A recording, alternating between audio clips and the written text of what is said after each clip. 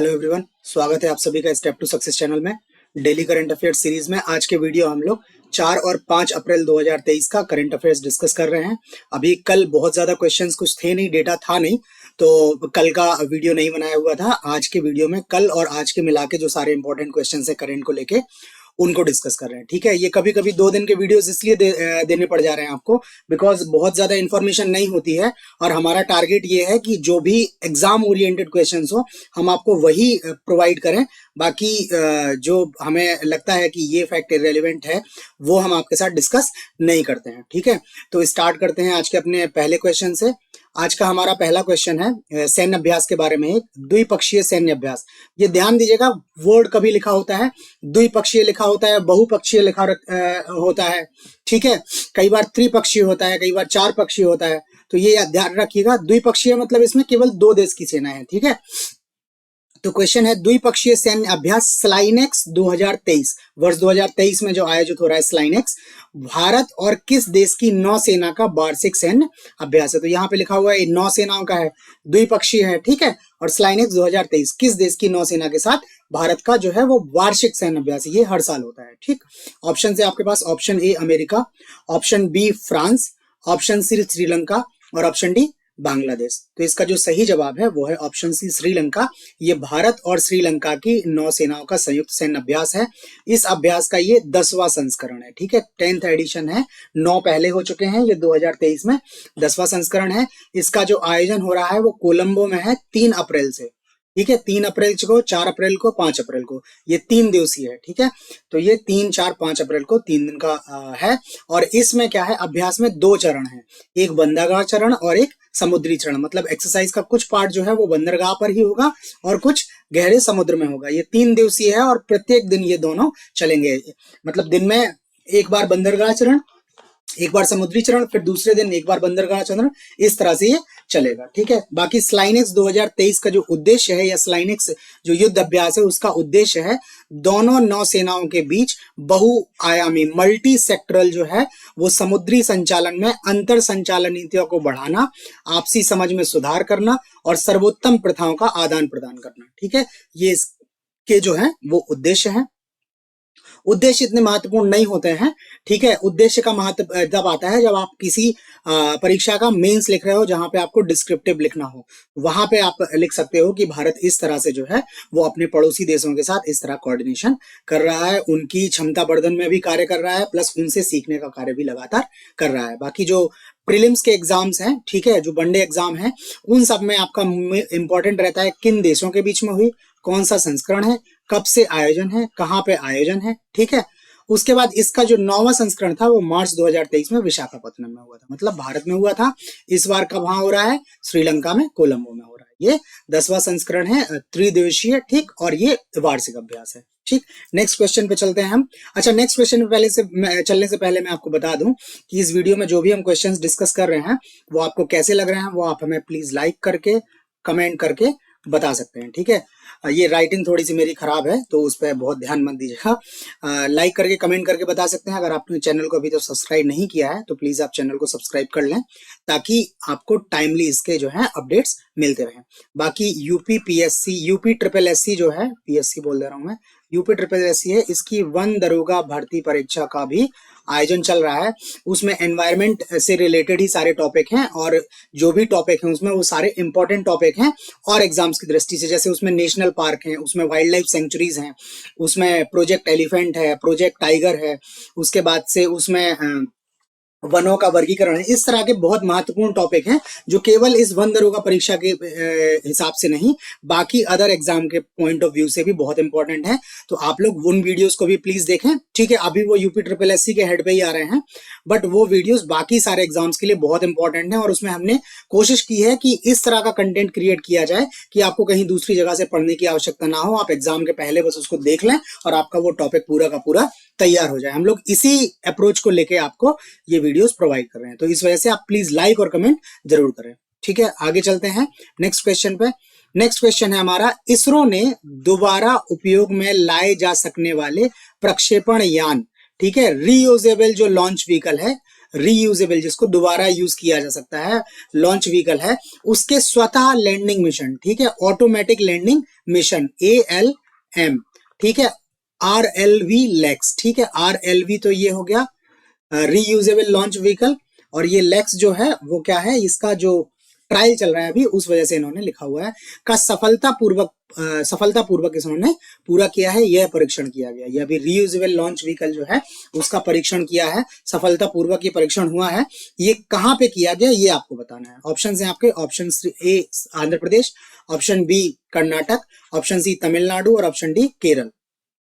तो इसका जो सही जवाब है वो है ऑप्शन बी कर्नाटक। ये इसका जो अभी परीक्षण हुआ है वो कर्नाटक में हुआ है। इसरो का एक सेंटर है कर्नाटक में, वहां पे ये किया है। बाकी आंध्र प्रदेश में भी इसरो का सेंटर है। आंध्र प्रदेश में तो बहुत महत्वपूर्ण है, आपको सुनने को मिलता है श्रीहरिकोटा वाला, ठीक है, सतीश धवन जो है श्रीहरिकोटा, वो आंध्र प्रदेश में है। बाकी तमिलनाडु जो है वहां महेंद्रगिरी प्रोपल्शन सेंटर है, यहाँ पे भी इसरो का केंद्र है। केरल में भी एक इसरो का सेंटर है, ठीक है, तिरुवनंतपुरम में, ठीक। तो ये सारी जगह पे इसरो के सेंटर्स हैं। बाकी इसरो के डिटेल सेंटर्स हम ऑलरेडी आपको करंट के वीडियो में डिस्कस कर चुके हैं, आप उसको वहां से देख लीजिएगा। अगर कभी डेटा कंपाइल किया तो फिर उसको यहाँ पे हम ऐड कर देते हैं, ठीक। देखते हैं इस परीक्षण में हुआ क्या है। पहले तो ये जो परीक्षण हुआ है वो कर्नाटक के चित्रदुर्ग में वैमानिकी परीक्षण रेंज से, ठीक है, ये परीक्षण रेंज है चित्रदुर्ग में, कर्नाटक में, वहां से ये परीक्षण किया गया है। इसमें क्या किया गया है कि RLV जो है रियूजेबल लॉन्च व्हीकल जो है, इसको इन्होंने क्या किया, चिनूक हेलीकॉप्टर जो है, चिनूक हेलीकॉप्टर है, उसके थ्रू ये लोग इसको समुद्र तल से 4.5 किलोमीटर की ऊंचाई पर ले गए और वहां से इसको हवा में छोड़ा गया, ठीक है, वहां पे इसको छोड़ा गया ताकि इसकी लैंडिंग हो। इसमें जो स्वतः लैंडिंग की प्रक्रिया थी वो अंतरिक्ष में पुनः प्रवेश यान की लैंडिंग संबंधी सटीक शर्तों के तहत की गई थी, कि अंतरिक्ष से जैसे पुनः प्रवेश होगा उन्हीं शर्तों के साथ इसकी लैंडिंग कराई गई है। ये पहली दफा है कि किसी RLV को, किसी लॉन्च व्हीकल को किसी हेलीकॉप्टर के थ्रू आप ऊपर ले गए हैं, ठीक है। और ये जो सफल परीक्षण जो रहा है वो पूरी तरह से सफल रहा है। ये परीक्षण वहां पे आपके लिए महत्वपूर्ण हो जाता है जहां पे इसरो जो है वो मैन्ड मिशन है, जहां अंतरिक्ष में जो है लोगों को भेजना चाहती है, वहां पे ये बहुत सफल होगा, बिकॉज इसरो कम कॉस्ट में बार बार जो है वो इनका यूज कर सकती है, ठीक है, और ये सफलतापूर्वक अपने वापस आ सकते हैं पृथ्वी पर, ठीक। तो ये हो गया रियूजेबल लॉन्च व्हीकल के बारे में। नेक्स्ट क्वेश्चन पे चलते हैं। नेक्स्ट क्वेश्चन फिर से एक सैन्य अभ्यास के बारे में है। भारत यूएस यूनाइटेड स्टेट्स या अमेरिका जो है, भारत यूएस वायु अभ्यास मतलब भारत और यूएस की वायु सेनाएं भाग लेंगी। इसका नाम है कोप इंडिया 2023 का आयोजन कहाँ किया जा रहा है, ठीक। ऑप्शन है आपके पास, option A Gwalior, option B Hindon, option C Paschim Bengal और ऑप्शन डी लेह। तो आपको बताना है कि कोप इंडिया 2023 कहाँ आयोजन हो रहा है। तो इसका सही जवाब है वो है ऑप्शन सी पश्चिम बंगाल। इसका आयोजन जो है वो पश्चिम बंगाल में हो रहा है। बाकी ये ग्वालियर जो है ये भी एयरबेस है यहाँ पे, और जो कोप इंडिया जो है इसका जो फर्स्ट संस्करण था, जो पहला संस्करण था वो ग्वालियर में ही आयोजित किया गया था, ठीक। हिंडन एयरबेस भी है, ठीक है, महत्वपूर्ण एयरबेस है। बाकी लेह में भी एक एयरबेस बना हुआ है जो सीमा सुरक्षा की दृष्टि से बहुत महत्वपूर्ण है। इन सभी जगहों पे एयरफोर्स के बेस हैं, बड़े बड़े बेस हैं, ठीक है। आगे देखते हैं इसमें कि इसका उद्देश्य वगैरह क्या है। ये पहले तो जो है ये पश्चिम बंगाल में कलाई कुंड एयरबेस है, पश्चिम बंगाल में, ठीक, वहां पर ये आयोजन होना है और 10 से 21 अप्रैल तक इसका आयोजन हो रहा है, ठीक। इस अभ्यास में जो है वो जापान क्या है, पर्यवेक्षक है। कोप इंडिया अभ्यास में पर्यवेक्षक है। ये वर्ष 2018 से पर्यवेक्षक है, ठीक है। ये जब से स्टार्ट हुआ है, मतलब स्टार्ट नहीं, सॉरी, ये वर्ष 2018 से जो है ये पर्यवेक्षक है। इसमें ये कब से स्टार्ट हुआ है वो मैं इसमें लिखना भूल गया हूं, मैं आपको बाद में बता दूंगा। बाकी इसका जो उद्देश्य है वो क्या है, इंटर ऑपरेबिलिटी में सुधार करना है, इसका जो उद्देश्य है। बाकी दो और जो है वायु सेनाओं के अभ्यास हैं, उसका भी नाम लिखा हुआ है जो भारत ने किए हैं। एक तो कोबरा वॉरियर है, ठीक है, ये हम ऑलरेडी करंट में डिस्कस कर चुके हैं। ये यूके ब्रिटेन में रॉयल एयरफोर्स ने आयोजित किया था और ये बहुपक्षीय, इसमें कई सारे देश जो हैं वो शामिल हुए हैं कोबरा वॉरियर्स में। ये जो है वायुसेना का सैन्य अभ्यास है। उसके बाद से वीर गार्जियन जो वायु अभ्यास है, ये भारत और जापान की वायुसेनाओं के बीच का अभ्यास है, ठीक है। तो आपके पास वायुसेनाओं के अभ्यास में 3 हो गए, कोप इंडिया, कोबरा वॉरियर और वीर गार्जियन। अच्छा, आपने एक नाम और सुना होगा, धर्म गार्जियन।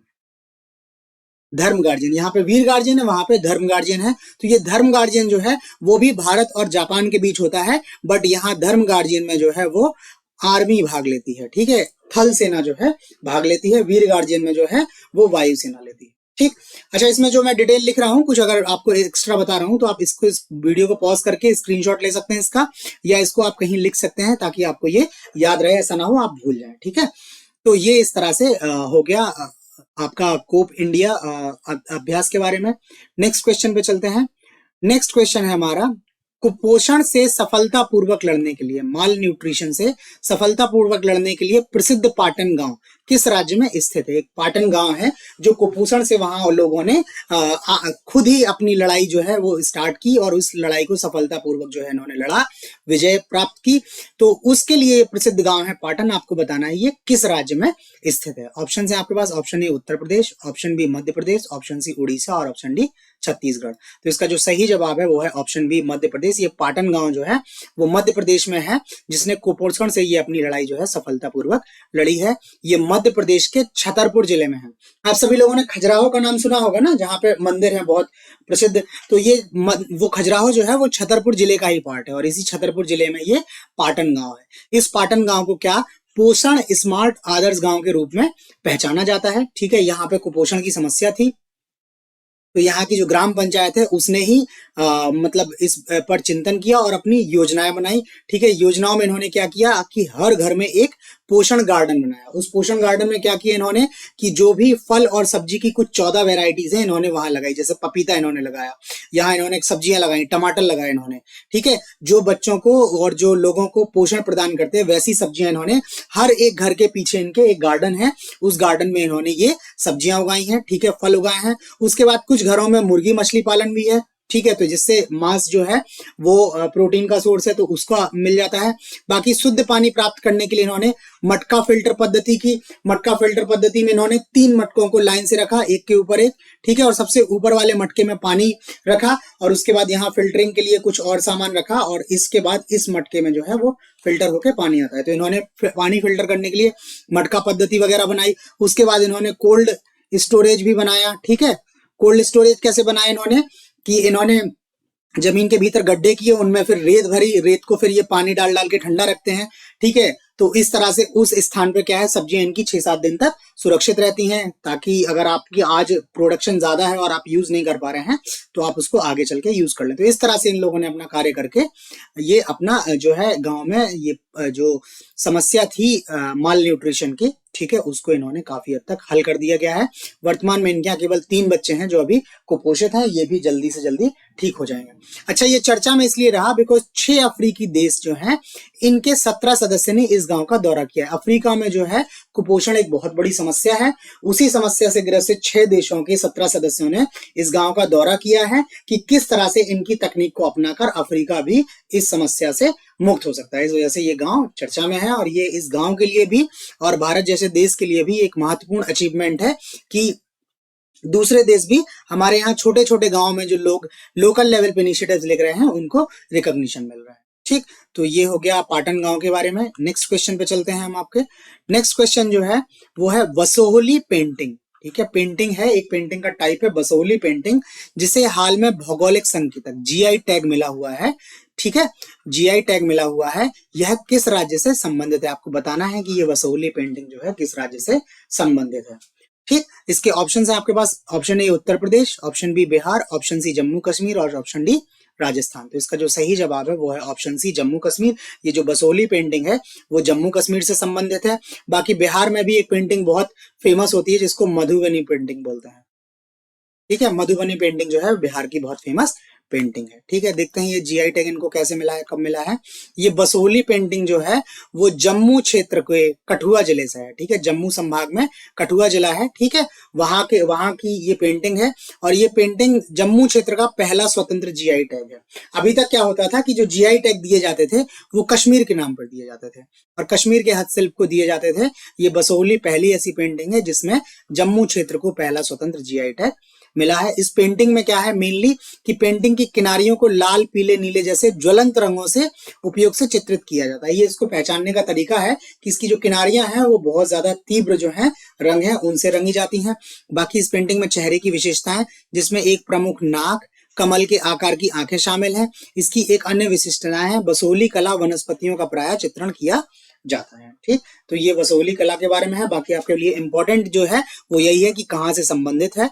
ठीक है, और इसको अभी जीआई टैग मिला है। ये 31 मार्च को जीआई टैग्स दिए गए हैं। ठीक है, 31 मार्च को ये जीआई टैग्स दिए गए हैं। जो इनका कार्यालय है चेन्नई में, उसके द्वारा दिया हुआ है। ठीक है, रजिस्ट्रार का ऑफिस होता है, उसके पास से ही ये मिलते हैं। और इसमें कुल 33 उत्पादों को जीआई टैग दिया गया है। जो बसोली पेंटिंग है, इसके अलावा 33 और उत्पादों को जीआई टैग दिया गया है। ठीक है, चूंकि अभी यूपी की परीक्षा पास है और यूपी पीसीएस के एग्जाम भी अनाउंस हो गया है, तो यूपी के भी 10 नए वस्तुओं को जो है जीआई टैग मिला हुआ है। तो हमने उसके भी नाम लिखे हुए हैं, जिसमें अलीगढ़ का ताला शामिल है, बखीरा संत कबीर नगर का पीतल के बर्तन, नगीना बिजनौर का लकड़ी का शिल्प, बनारस का लंगड़ा आम, हाथरस का हींग, बांदा का सजज पत्थर शिल्प, प्रतापगढ़ का आंवला, रामनगर का भांटा जिसको ब्रिंजल बोलते हैं, बैगन जो सब्जी होती है ना वो, मुजफ्फरनगर का गुड़ और बनारस का पान। बनारस का पान तो वैसे भी बहुत फेमस है।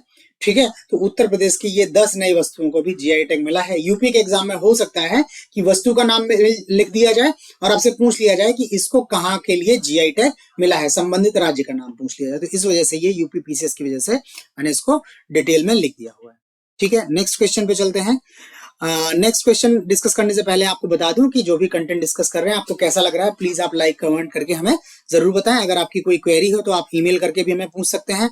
बाकी ये फ्री पीडीएफ जो है वो टेलीग्राम के थ्रू अवेलेबल है। ये टेलीग्राम का यूजर नेम है, वीडियो डिस्क्रिप्शन में भी टेलीग्राम का लिंक है, व्हाट्सएप का ग्रुप है उसका भी लिंक है। आप किसी भी तरह से हमें अप्रोच कर सकते हैं, बट आपको ये फ्री पीडीएफ जो मिलेंगी वो सारी टेलीग्राम के थ्रू मिलेंगी। आप प्लीज टेलीग्राम ग्रुप को जरूर ज्वाइन कर लें। ठीक है, नेक्स्ट क्वेश्चन देखते हैं। नेक्स्ट क्वेश्चन क्या है, केंद्रीय सड़क अनुसंधान संस्थान। ठीक है, केंद्रीय सड़क अनुसंधान संस्थान जो है सेंट्रल रोड रिसर्च इंस्टीट्यूशन। ठीक है, तो इन्होंने हाल में प्लास्टिक के कचरे एवं एल्यूमिनियम के अपशिष्ट को मिलाकर सड़क निर्माण की तकनीकी विकसित की है। ठीक है, इन्होंने क्या बोला है कि अब हमारे पास एक नई टेक्नोलॉजी डेवलप की है, जिसमें ये क्या करेंगे, प्लास्टिक का जो कचरा होगा और एल्यूमिनियम उद्योग का जो अपशिष्ट निकलता है, इसको मिलाकर इन्होंने सड़क निर्माण की तकनीकी डेवलप की है। आपको बताना है कि एल्यूमिनियम उद्योग का जो अपशिष्ट होता है, जो इसमें यूज होगा, उसको अपशिष्ट को बोलते क्या है। ठीक है, इसका नाम क्या है। ठीक, ऑप्शन है आपके पास, option A gangue, option B slag, option C शोरा और ऑप्शन डी रेड मार्ट। ठीक है, तो इसका जो सही जवाब है वो है option D red mart. Red mart जो है वो एल्यूमिनियम उद्योग के अपशिष्ट को बोलते हैं। बाकी शोरा जो है वो शर्करा उद्योग, सुगर उद्योग जो है उसका जो है अपशिष्ट है। उसके बाद से ये स्लैग जो है और गैंग जो है, ये क्या होता है, जब आप किसी अयस्क से धातु का निष्कर्षण करते हैं, ठीक है, तो धातु निकल जाती है, उसके बाद जो पदार्थ बचता है उसको गैंग बोलते हैं। ठीक है, जो अशुद्ध अयस्क है उसको गैंग बोलते हैं, सॉरी अशुद्ध अयस्क बोल रहा हूं मैं, धातु निकलने के बाद जो अयस्क का पार्ट रह जाता है उसको गैंग बोलते हैं। और धातु में से अयस्क हटाने के लिए कुछ आप केमिकल्स का यूज करते हैं, उन केमिकल्स को स्लैग बोलते हैं। ठीक है, तो ये सारे जो है वो धातु उद्योग से, केवल इसको छोड़ के ये शर्करा उद्योग का है। ये है इसका जो सही जवाब है वो रेड मार्ट है। ठीक है, आगे देखते हैं ये सड़क कैसे बनने वाली है, क्या होने वाला है। ये क्या है, इन्होंने केंद्रीय सड़क अनुसंधान संस्थान ने क्या किया है, इनका ये विचार है और इन्होंने तकनीकी डेवलप की है। आइडिया भी इनका है और टेक्नोलॉजी भी इनकी डेवलप की हुई है। और बाकी दूसरा है राष्ट्रीय भौतिकी प्रयोगशाला, इन्होंने ये विशेष मिश्रण तैयार करने की विधि जो इन्होंने बताई है। टेक्नोलॉजी जो है वो केंद्रीय सड़क अनुसंधान संस्थान की है और मिश्रण तैयार करने की तकनीकी जो है वो राष्ट्रीय भौतिकी प्रयोगशाला की है। सड़क निर्माण की ये विधि अभी केवल नीदरलैंड में यूज होती है, इसके अलावा विश्व में ये विधि कहीं नहीं होगी। अगर भारत में ये यूज हो जाता है तो ये भारत का मतलब भारत जो है वो विश्व का दूसरा और एशिया का पहला देश हो जाएगा जहां पे इस तकनीकी से सड़कें बनेगी। इस तकनीकी से सड़क निर्माण का पहला प्रयोग जो है वो दिल्ली में होगा। दिल्ली का जो ग्रामीण एरिया क्षेत्र होगा उस क्षेत्र में इस सड़क का पहले निर्माण करना है। बाकी इसके बाद इनका लक्ष्य है कि ये इनको हाईवे और एक्सप्रेसवे में भी यूज कर सकते हैं। ठीक है, इसमें जो प्लास्टिक का कचरा यूज होगा, प्लास्टिक के कचरे को पॉलीप्रोपाइलिन बोलते हैं। ठीक, अच्छा, इससे फायदा क्या है कि इससे जो सड़कें होंगी वो मजबूत होंगी। ठीक है, और उसके बाद रख रखाव की लागत इनकी आधी हो जाएगी। होता क्या है, जो अभी हम लोग गिट्टी और डामर वाली सड़क डालते हैं वो सड़कें क्या होती हैं, गर्मियों में पिघलती हैं। ठीक है, उसके बाद से बारिश में ये चटक जाती हैं, सर्दियों में भी चटक जाने की समस्या होती है। तो उस वजह से उनका टाइम टू टाइम मेंटेन करना बहुत ज्यादा इंपॉर्टेंट होता है। उनकी जो लाइफ होती है वो लाइफ इनकी कम होती है, जबकि इस तकनीकी से जो सड़क बनेगी उसकी जो लाइफ होगी वो ज्यादा होगी। जब लाइफ ज्यादा होगी तो उसका मेंटेनेंस अपने आप जो है वो कम हो जाएगा। बाकी एक जो एल्यूमिनियम का उद्योग का जो ये अपशिष्ट है रेड मार्ट, इसका डिस्पोजल करना, इसका निदान करना भी अपने आप में टफ कार्य है। तो अगर इसको और पॉलीथीन जो लगातार बढ़ता जा रहा है, ये जो सरकार के पास चिंता का विषय भी है कि पॉलीथीन का निस्तार कैसे किया जाए, तो अगर इन दो चीजों को, जिनका निस्तारण ऑलरेडी बहुत कठिन है और जो बहुत प्रचुर मात्रा में अवेलेबल है, अगर इनका यूज कर लिया जाता है तो ये पर्यावरण के लिए भी बहुत होगा अच्छा, क्योंकि आपको गिट्टी पत्थर की जरूरत नहीं होगी, ठीक है, जिसके लिए आप मूलतः पर्यावरण पर ही निर्भर है, आपको पहाड़ काट के ही निकालना होता है, और प्लस ये प्रचुर मात्रा में है तो संसाधनों की आपकी कभी कमी नहीं होने वाली है। तो ये हर तरह से जो है वो सरकार के लिए विन विन वाली सिचुएशन रहेगी, ठीक है। तो अगर ये सक्सेसफुल हो जाता है, और ये सक्सेसफुल तो इन्होंने बना ही लिया है इसको, बाकी अगर ये मास लेवल पे इसका यूज होने लगता है तो ये बहुत बड़ी सफलता होगी। तो आज क्वेश्चंस में जो है हमारे पास इतने ही हैं, बाकी कुछ इंपॉर्टेंट फैक्ट्स हैं उनको भी देख लेते हैं। सना मरीन, ये काफी चर्चा में रही हैं, फिनलैंड की ये सबसे युवा प्रधानमंत्री रही हैं, हमने एक वीडियो में इनको डिस्कस भी किया हुआ है। बाकी अभी फिनलैंड जो है वो नाटो का सदस्य बन गया है, तो इन्होंने बहुत एफर्ट्स लगाए थे, जिसके बाद ही वो ये है फिनलैंड जो है नाटो का सदस्य बन गया है। लेकिन अभी हाल में फिनलैंड में फिर से चुनाव हुए और ये चुनाव हार गई है, मतलब अब यहाँ फिनलैंड की ये प्रधानमंत्री नहीं रही है। फिनलैंड में अब कोई नया प्रधानमंत्री आएगा, अभी ऑफिशियली किसी का नाम डिक्लेयर नहीं हुआ है, जब डिक्लेयर होगा तो हम आपको बता देंगे। फिनलैंड नाटो का मेंबर बना, इसको इनकी जनता ने बहुत अप्रिशिएट किया, बट इनकी कुछ इकोनॉमिक पॉलिसी थी जिनको लेके जनता इनसे खुश नहीं थी, ठीक है, जिस वजह से इनको ये चुनाव में हार का सामना करना पड़ा है। बाकी दूसरी चीज है कि सीबीआई के गठन को 60 वर्ष पूरे हो गए हैं, ठीक है। यूजुअली जो सीबीआई का गठन लोग देखते हैं वो 1943 में देखते हैं, बट सीबीआई का गठन जो है प्रॉपर फॉर्म में 1963 में हुआ था, 1 अप्रैल 1963 में, और इसको अभी टोटल वर्ष जो है वो 60 वर्ष हो गए हैं। इसके अलावा जो प्रोजेक्ट एलिफेंट चल रहा है, इसी प्रोजेक्ट एलिफेंट पे एक ड्रिल्ड वीडियो है, उसमें सारा कुछ लिखा हुआ है, भारत में प्रोजेक्ट एलिफेंट क्यों लाया गया, किसकी संस्तुति से लाया गया, कैसे काम करता है, क्या अथॉरिटी है, कौन से टाइगर रिजर्व है, कौन से एलिफेंट रिजर्व्स हैं, कौन से एलिफेंट कॉरिडोर है, इन सबका डिटेल में वीडियो जो है वो डिस्कस किया है। तो इनकी एलिफेंट जो प्रोजेक्ट एलिफेंट है उसको 30 वर्ष पूरे हो गए हैं, 1992 में स्टार्ट किया गया था, इसको 30 वर्ष पूरे हो गए हैं। उसी की सफलता पे एक गज उत्सव जो है वो आयोजित किया जा रहा है 7 से 8 अप्रैल को काजीरंगा नेशनल पार्क में आयोजन हो रहा है इसका, ठीक है, गज उत्सव का। और ये जो है वो राष्ट्रपति महोदय हैं महामहिम द्रौपदी मुर्मू जी, वो इस उत्सव में शामिल हो रही हैं, उनके द्वारा ये उत्सव का उद्घाटन किया जाना है, ठीक है। तो ये जो है वो वन दरोगा के लिए भी इंपॉर्टेंट है, और बाकी ऐसे भी करंट में तो ये इंपॉर्टेंट है ही। तो आज करंट अफेयर्स में इतना ही। बाकी आपको वीडियो कैसा लगा आप प्लीज लाइक करके कमेंट करके बताएं। अगर आपने सब्सक्राइब नहीं किया है तो चैनल को सब्सक्राइब भी कर लें, ताकि आपको टाइम टू टाइम अपडेट्स मिलती रहे। बाकी टेलीग्राम ज्वाइन कर लें, जिससे आपको फ्री पीडीएफ ये मिलती रहे। व्हाट्सएप ग्रुप का लिंक भी हमने वीडियो में दिया हुआ है, आप व्हाट्सएप बोल रहा हूँ मैं, फेसबुक ग्रुप का भी इसमें लिंक दिया हुआ है, आप वो ग्रुप भी ज्वाइन कर सकते हैं, ठीक है। वहां से भी आपको ये सारी अपडेट्स मिलती रहेंगी। आप हमें विदाउट एनी हेजिटेशन कभी भी अप्रोच कर सकते हैं, हम कोशिश करेंगे कि आपके सारे क्वेरीज जो है उनको हम रिजॉल्व कर सकें। तो आज के लिए इतना ही, तब तक बाकी कल मिलते हैं नए वीडियोस के साथ, तब तक के लिए धन्यवाद।